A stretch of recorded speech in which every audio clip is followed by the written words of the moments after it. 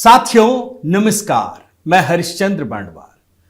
क्या आपको पता है कि अगर मोदी की जगह कोई कांग्रेसी नेता इस देश का प्रधानमंत्री होता तो किसान आंदोलन में क्या करता?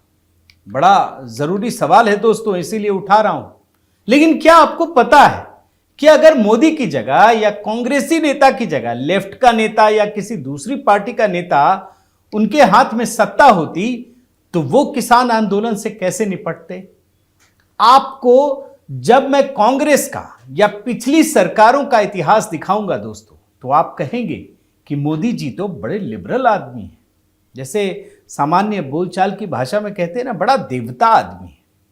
इसीलिए दिखाना बहुत जरूरी है दोस्तों, बताना जरूरी है कि आज अगर केंद्र में कांग्रेस की सरकार होती या किसी भी पार्टी इंडिया अलायंस की सरकार होती तो वो कैसे किसानों के साथ ट्रीट करते, बिहेव करते और कितनी क्रूरता बरतते। आपको तो याद होगा ना कि 2020-21 में आज ही की तरह किसानों ने दिल्ली को महीनों तक घेर कर रखा था। और याद कीजिए 26 जनवरी 2021 को गणतंत्र दिवस के समारोह के बाद किसानों ने ट्रैक्टरों के साथ दिल्ली पर धावा बोल दिया था। लाल किले से लेकर दिल्ली की प्रमुख सड़कों पर किसानों की हिंसा का तांडव हुआ, लेकिन पुलिस ने ना तो किसानों पर फायरिंग की और ना ही लाठीचार्ज किया। मंशा यही थी, लेकिन फिर भी पुलिस वाले बड़े संयमित रहे। और इसके बाद फिर से अब आज की स्थिति कि सिंधु बॉर्डर पर परसों क्या हुआ, पथराव, लेकिन उसके बाद भी सरकार किसानों से बातचीत करने को उत्सुक है, मना नहीं कर रही है, बोल रही है कि हम बातचीत करेंगे, बातचीत से ही सब कुछ सॉल्व होगा, आप आइए बातचीत कीजिए। मगर आपको यह जानकर हैरानी होगी दोस्तों कि जो कांग्रेस और इंडिया अलायंस की पार्टियां आज किसान आंदोलन को हवा दे रही हैं, सहानुभूति दिखा रही हैं, उनकी पार्टियों की जब सरकार सत्ता में रही तब किसानों के साथ बेरहमी की हर सीमा तोड़ दी गई।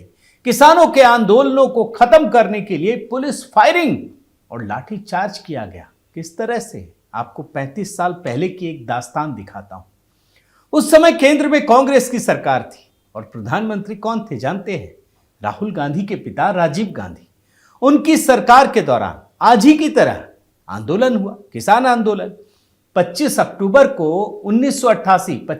1988 को लाखों किसानों ने भारतीय किसान यूनियन के नेता महेंद्र सिंह टिकैत की अगुवाई में दिल्ली के वोट क्लब में धरना दिया और वहीं पर जम गए। ये जो आज इंडिया गेट अगर आप आए हो और आसपास का जो क्षेत्र है उसे 1988 में वोट क्लब के नाम से जाना जाता था।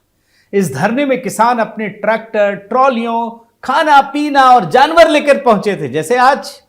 और वोट क्लब पर बैठे किसान सरकार से क्या मांग रहे थे? फसल बीमा, फसलों के लिए अच्छे दाम, बिजली के बिल की माफी के साथ बैंकों से ऋण माफी, इसी तरह की 30 मांगे थी जो सरकार से मांग रहे थे। लेकिन कांग्रेस की जो राजीव गांधी की सरकार थी ना, राहुल गांधी के पिता, उनका कहना था कि इस तरह से दबाव डालकर आप हमसे कुछ नहीं मांग सकते, बातचीत भी नहीं हो सकती, आप ये नहीं कर सकते, ये दबाव है। यदि किसानों को बात करना है तो पहले वो वोट क्लब खाली करें, इंडिया गेट का इलाका। लेकिन किसान अपनी बात पर अड़े रहे और आखिर में कांग्रेस की सरकार ने 30 अक्टूबर की रात को किसानों के साथ जो कुछ किया दोस्तों, वो आज आपको जरूर सुनना चाहिए। रात में किसानों को चारों ओर से घेर लिया, लाठियां बरसाने लगे। ये पुलिस वाले जो सरकार के आदेश पर, इस अफरा तफरी में कई किसान घायल भी हो गए। किसानों से इसी झड़प में दोस्तों एक किसान की मौत हो गई। ये सारा हाल देखकर महेंद्र सिंह टिकैत रो पड़े, उन्होंने आंदोलन वापस ले लिया। आपको मैं 30 अक्टूबर 1988 का न्यूयॉर्क टाइम्स का ये रिपोर्ट दिखाता हूं, देख लीजिए बड़े ध्यान से। और कैसे घेर कर मारते हैं ये तो आप बाबा रामदेव में भी देख चुके हैं ना। लेकिन मैं तो किसान की बात कह रहा हूं। 1988 में ये पहली बार नहीं था जब कांग्रेस की सरकार ने किसानों के आंदोलन को पुलिसिया कार्रवाई के जरिए कुचल दिया। इसी साल 27 जनवरी को महेंद्र सिंह टिकैत की भारतीय किसान यूनियन ने मेरठ कमिश्नरी का घेराव किया। उस समय भी प्रदेश में कांग्रेस के मुख्यमंत्री थे वीर बहादुर सिंह, उन्हीं का शासन था। किसान यहां भी वही मांग कर रहे थे। उसी को लेकर बैठे थे, जैसे ये वोट क्लब में बैठे थे उससे पहले की कहानी। अब आप आश्चर्य करेंगे, सर्द मौसम की ठंड में कई किसानों की तो मौत हुई ही, उससे ही मौत हो गई। जो आज कहते हैं ना कि 700 किसान शहीद हो गए, अरे भाई एक गोली नहीं चली, कहां से शहीद हो गए? लेकिन वहां सर्द रात थी, सुविधाएं कम थी, वहां तो मौत हुई। लेकिन उसके साथ ही साथ किसान और पुलिस के बीच रह रहकर हिंसा हो रही थी। लेकिन कांग्रेस की सरकार किसानों से बात करने के लिए भी तैयार नहीं थी। आज तो मंत्री जी उठ के चंडीगढ़ चले जाते। आखिर में किसानों ने दोस्तों उस समय उग्र होकर मेरठ के पास के कपूरपुर स्टेशन पर ट्रेन को आग लगा दी और इसके बाद पुलिस को फायरिंग करनी पड़ी। इसके बाद बल्कि पुलिस ने फायरिंग करनी शुरू कर दी। पड़ी क्या, यहां तो लाल किले पर हमला कर दिया था इन लोगों ने, और इस फायरिंग में कितने किसान मरे इसकी कोई जानकारी नहीं है। यही तो कांग्रेसी फितरत है।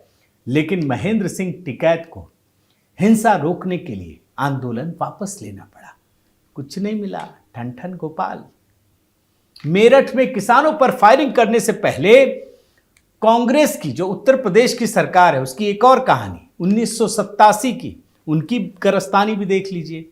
मुजफ्फरनगर के शामली के पास के गांव करमू खेड़ी में किसानों पर फायरिंग की गई और इसमें 2 किसानों की मौत हो गई थी।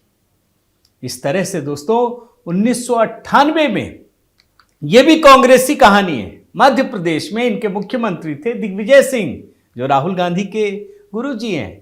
बैतूल जिले के मुल्तई में 24 किसानों की, बड़े ध्यान से सुनिए, 24 किसानों की पुलिस फायरिंग में मौत हो गई। क्या मांग रहे थे ये किसान? कर्ज माफी, फसल बीमा, खराब फसल के लिए मुआवजे के साथ बिजली बिल की माफी, यही तो मांग कर रहे थे।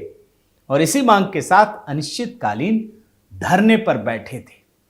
लेकिन जो मुख्यमंत्री हैं दिग्विजय सिंह, किसानों को बातचीत का कोई मौका ही नहीं दिया।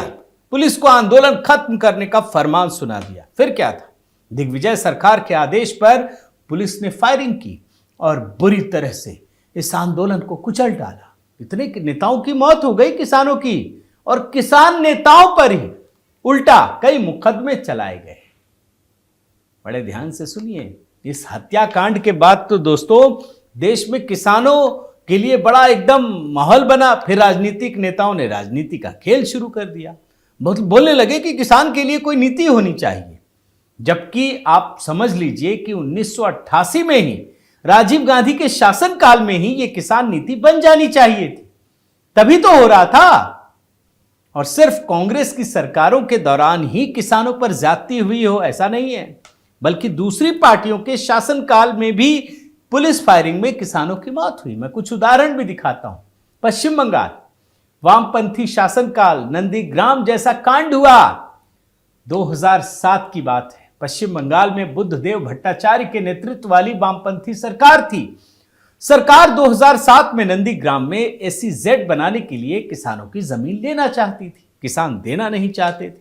फिर क्या था, कई महीनों से किसान सरकार के खिलाफ धरने पर बैठे हुए थे, क्योंकि उन्हें लग रहा था कि उनको जमीन नहीं देनी।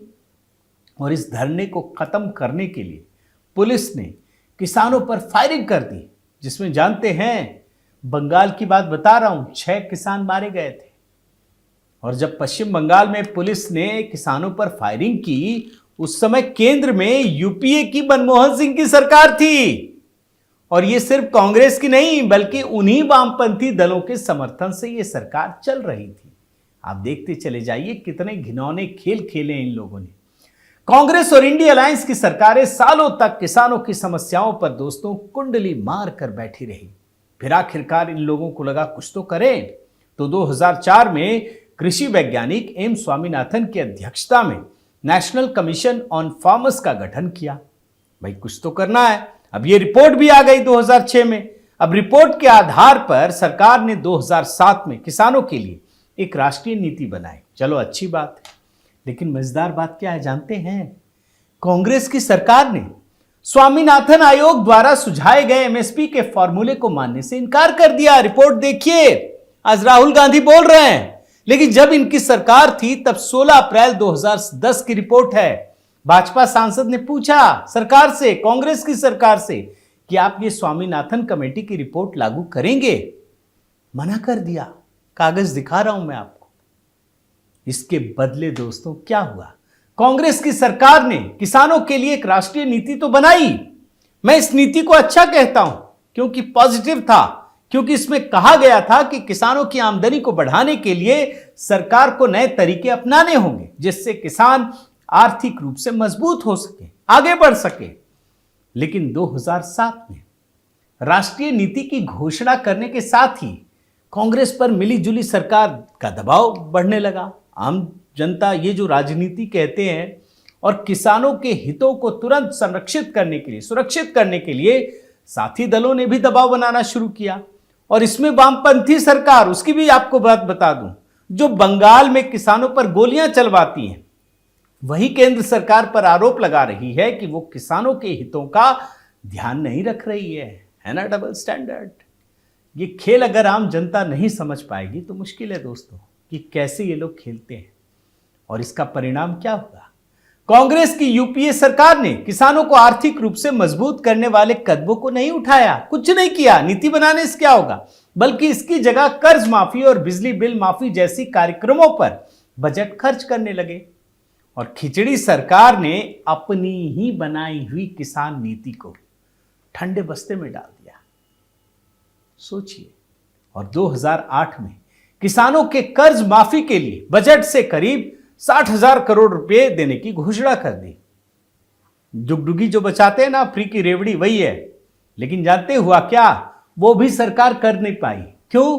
क्योंकि बजट में मंदी की मार झेल रही अर्थव्यवस्था में इतनी ताकत नहीं थी कि किसानों को कोई राहत दे सके। कोई पैसा नहीं दे सकी सरकार। और किसानों के लिए घोषित की गई जो कर्ज माफी की योजना है, उससे यूपीए सरकार को वोट तो मिल गया, 2009 में सत्ता में वापस आ गई। लेकिन किसानों की कर्ज माफी के लिए जो 60,000 करोड़ रुपए दिए गए थे, उसके बंटवारे में जमकर भ्रष्टाचार हुआ, खूब भ्रष्टाचार हुआ। बैसाखियों पर चलने वाली यूपीए सरकार में दोस्तों किसानों का हाल और बुरा हो गया। कोई फायदा नहीं हुआ। और फिर 2009 से 2014 तक ऐसा भ्रष्टाचार का दौर था कि कांग्रेस सरकार किसानों के हित के लिए कोई निर्णय ले ही नहीं पा रही थी।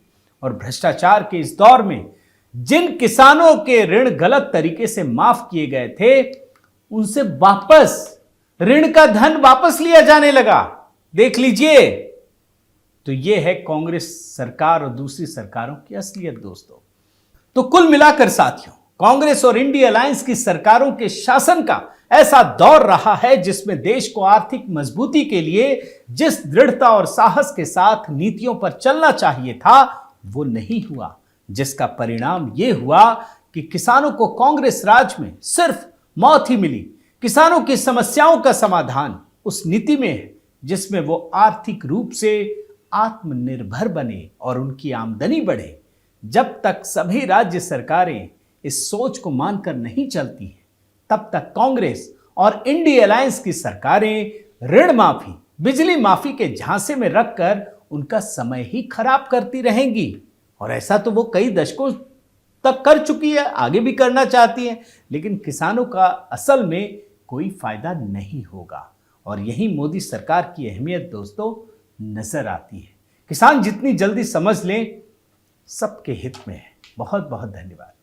आपसे निवेदन है साथियों कि आप मेरे इस चैनल को ज़रूर सब्सक्राइब कीजिए, लाइक कीजिए, शेयर कीजिए, कमेंट कीजिए और इस बेल आइकन को प्रेस करना मत भूलिएगा। नमस्कार।